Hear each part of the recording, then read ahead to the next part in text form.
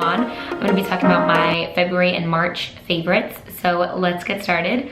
One of my first favorites is this, and it is the new Tarte Lipstick. This is the Rainforest of the Sea Color Splash Lipstick. I have it in the color Siesta. It's right here swatched. It's described as a brownie nude. It's on my lips right now currently. I actually bought one before I bought this one and I returned it. It was in the color Skinny Dip, I believe. And it was just way too nude for me. It was like white on my lips basically. So I returned it and I got this color instead. I really like this one. It feels really nice on the lips. It's really easy just to put on. You don't even have to think about it. I've been carrying it in my purse. And the packaging is like knockout. It's really nice. It's nice on the lips. It feels really moisturizing. Whenever it ends up, you know, wearing off naturally, it definitely leaves a nice color to your lips, which is nice. I also ordered a 3-pack that QVC was doing. It was like 3 of their nude colors for like 35 bucks. So I got 3 of their nude colors and I really like those as well. I've been using, I wanna say it's Pink Lemonade, and that one's really nice as well. So yeah, if you're in the market to try out a new lipstick, especially if you like something that's really moisturizing, really nourishing on the lips, I would give this one a shot.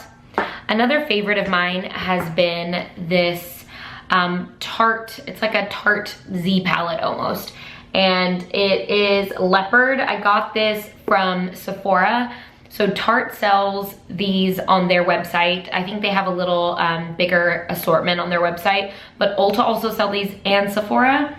I wanna say this is in like the $20 to $25 range. It comes with a giant mirror. It's like huge.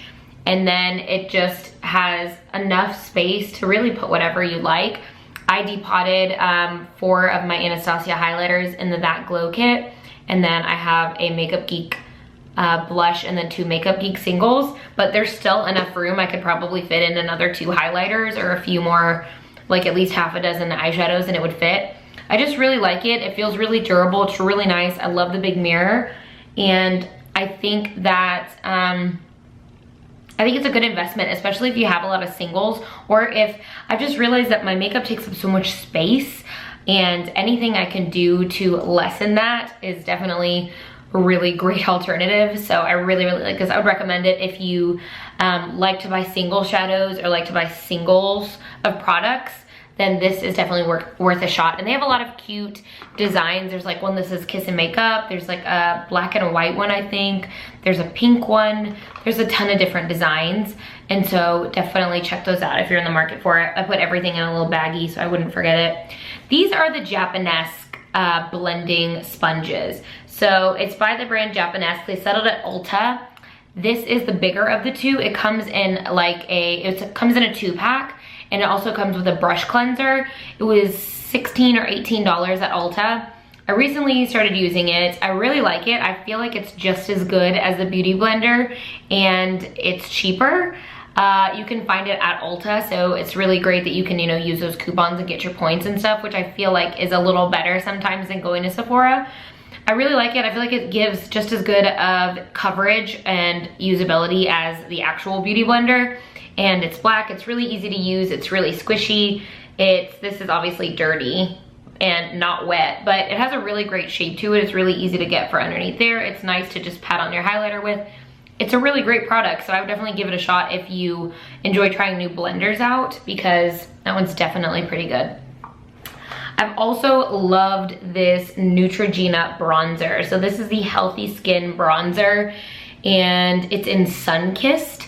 So I wanted to try this out because Casey Holmes on YouTube recommended it, and one of my friends, Allie, shout out Allie, got me one of these when she picked up one for herself. It's beautiful. I have it on today. It's just like a really nice brownie bronzy bronzer. Like, it just looks really nice and it feels good on the skin.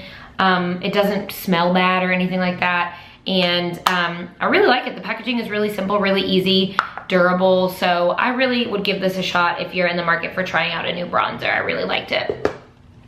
I've also loved this primer this month. So this is by Soap & Glory. It's one heck of a blot. I actually got this, I wanna say like it's been at least a year and a half since I went to Europe, and I got this at their drugstore, which is called Boots.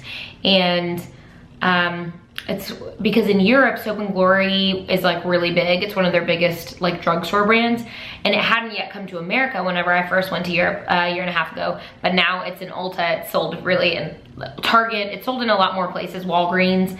But this is a mattifying primer. I really, really like it because of the consistency of it.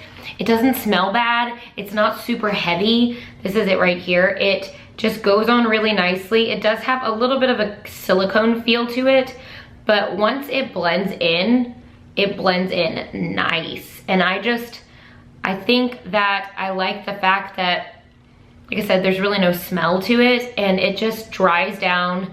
It makes your pores definitely minimized. I like the way it looks underneath my makeup. It goes well. I've tried it with so many different foundations, and it goes well with all of them. It doesn't bunch up on me. It does what it says it's gonna do, and I really like it. So I would definitely give this a shot if you like a shine blocking, like mattifying primer. This would definitely be a good one, and I find it just as good as the Makeup Forever mattifying primer. And I have another Murad one that I like as well. I think this one does the job just as good. I also have loved this lip liner. So this is by Bite Beauty. It's one of their newer lip liners. It's in the shade 20. I have it on underneath my Tarte lipstick, and it's just really nice. It's right up there, up at the top. It's like a soft pinky, I don't even know how to describe it, a soft pinky brown. It's like your lips almost. It feels so good on the lips. I don't know how they managed to make a wooden lip liner that just feels so good on the lips. I find that most wooden lip liners are really drying, and they just, like, when you put it on your lips, it's like, ugh, it's just agonizing, and it almost breaks. But I find that this one is so nourishing and so soft, and I really can't wait to get another one of these. I feel like these you need to see in person to see the colors. I feel like sometimes swatches can be deceiving online, and so next time I go to Sephora, I definitely want to swatch these. When I first got it, it had just gotten released, and they weren't even in stores yet. Sometimes, most of the time, I feel like on Sephora, they release things online before they put them in stores. And so definitely give it a shot if you're unsure about a product. I would definitely try to wait till you can swatch it in store, because I feel like it's so much better. And then even if they don't have the product in stock, at least you can swatch it, take a mental note, and then order the color you like once you get home and are by a computer. This is amazing though. If you're a lip liner lover, I use lip liner every day. This would definitely be a staple in your collection, especially if you just like, you know, nudie, pinkish, feels nice on the lips kind of lip liners. This brush is bomb. It's by e.l.f. It's their Complexion Brush. It is really nice. The handle's nice. I use it for bronzer. It feels so soft on the skin. You could even use it for blush if you wanted to. It's just I think less than $5, and it's really great. I have no complaints about it. It's really easy to clean. It doesn't, the bristles don't come off easily. Like, even though it's a more affordable brush, it's definitely not cheap by any means, and I really, really like it. I think it's a great brush. So if you are a brush lover, I'm a brush lover, I like to try different brushes. This is definitely worth a shot. It's the e.l.f. Complexion Brush. And then, what else is in my baggie? This I've been using actually for a few months. So this is the Pur HyrdoGel Lift. And it comes in a little, what is this called? Like a push-up tube, a swirl-up tube, a spin-up tube. And it looks kind of like a rosy pink color. So, I mean, I could put it on here, but you wouldn't even be able to see it. It's domed, and you use it right underneath your eyes. I got it because Glam Life guru Tati, on YouTube, she recommended it, and I was like, well, if Tati loves it, I definitely want to give it a shot. And I remember her saying something about it's really good for concealer. Before you put your concealer on, it helps it not settle in your fine lines. It doesn't do that for me. My concealer definitely still creases. It's actually a problem I've been having recently with just noticing how much my concealer creases, and trying different powders, trying different techniques. It's definitely something I'm working on. I'm by no means a professional makeup artist. I'm actually a teacher by trade. But the more videos I watch and the more knowledgeable I get about products, the better I feel like I'm getting at my makeup application.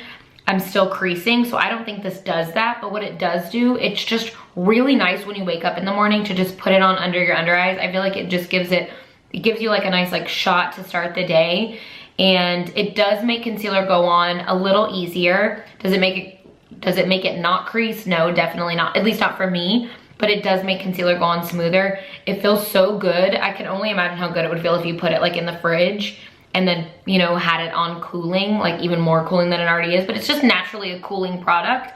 It feels so good, it feels so soft.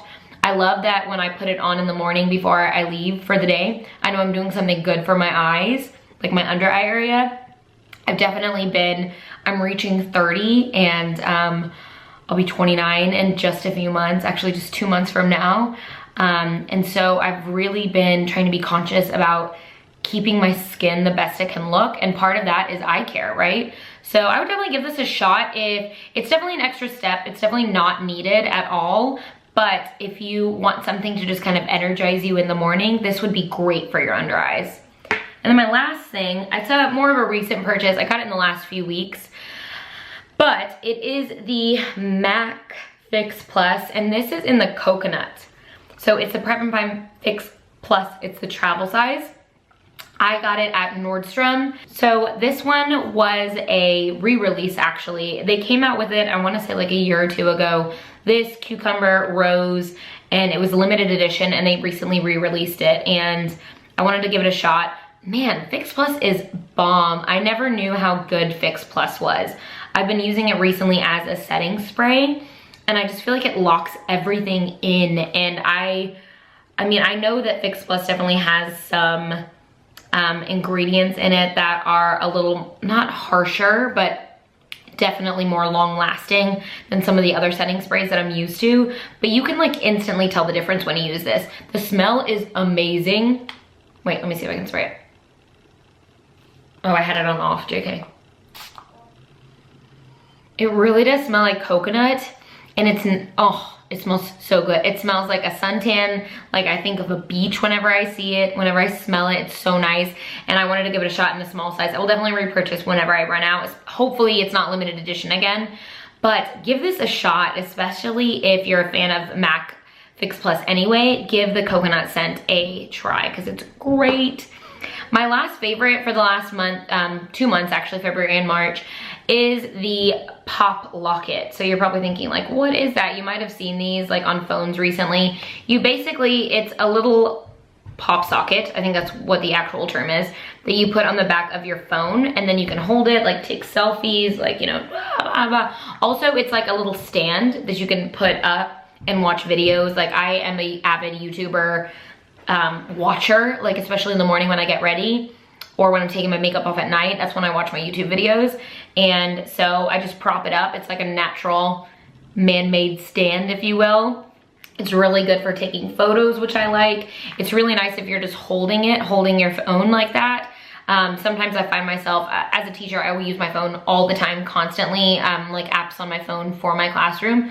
And so it's really nice to be able to just hold my phone. I feel like it gives it a little more gusto than just holding it like this, because I feel like sometimes it's just easy to fall. But when I pop it out, it's so easy to hold, and I just like walk around with it like this. I love that it's marbleized. I got this one at Best Buy. It actually matches my cell phone case, which I got from Amazon.